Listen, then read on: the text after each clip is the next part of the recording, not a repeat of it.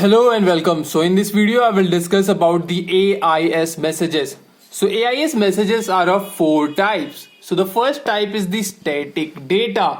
In static data we have IMO number, we will send a name and call sign, we have the length and the beam of the ship and the type of the ship.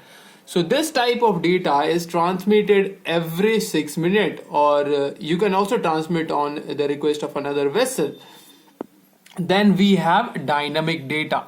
In dynamic data we have the position of the ship, we have the UTC time, we have the course and speed over ground, we have the heading of the vessel, we have navigational status, and also we have the rate of turn if available. And this type of data is sent as per the navigational status and the speed of the vessel. If the ship is at anchor, it is sent every 3 minutes. If the speed of the ship is between 0 to 14 knots, it is every 12 seconds. And if the speed is 14 to 23 knots, it is every 6 seconds.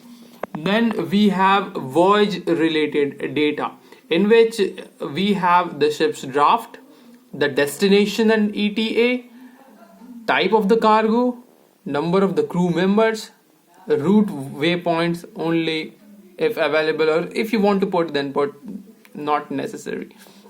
And this type of data is sent every 6 minutes, and it is manually entered and password protected.